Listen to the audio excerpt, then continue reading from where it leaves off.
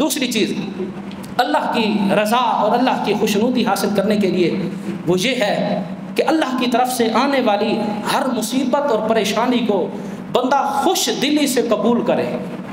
اللہ کی طرف سے جو مشکلات آئی ہیں، پریشانیاں آئی ہیں، حضور غوث اعظم رضی اللہ تعالیٰ عنہ شیخ عبد القادر جیلانی سے کسی نے پوچھا تھا اللہ کی رضا بندہ کیسے حاصل کر سکتا ہے؟ آپ نے یہی بات ارشاد فرمائی تھی کہ اللہ کی جانب سے آنے والی ہر مصیبت اور پریشانی کو محبت کے ساتھ بندہ قبول کرے، اللہ ایسے بندے کے ساتھ محبت کرنے لگ جاتا ہے۔ دیکھو اللہ کتنی آسانیاں زندگی میں دیتا ہے۔ اگر کبھی کوئی مشکل آ جائے تو اللہ کی بارگاہ میں شکوہ نہیں کرنا چاہیے، اللہ کی بارگاہ میں کوئی ایسی بات نہیں کرنی چاہیے جس سے اللہ ناراض ہو جائے۔ حضرت موسیٰ جا رہے تھے نا کوہ طور کی طرف، تو حضرت موسیٰ علیہ السلام کو بنی اسرائیل کی قوم نے کہا تھا کہ اے موسیٰ جا رہے ہو اللہ کی بارگاہ میں، یہ تو پوچھتے آنا کہ ہمیں کیسے پتہ چلے گا ہمارا رب ہم سے راضی ہے یا ناراض ہے۔ حضرت موسیٰ گئے، جا کر اللہ سے پوچھا تو اللہ نے فرمایا موسیٰ یہ تو بڑا آسان ہے۔ یا اللہ وہ کیسے پتہ چلے گا؟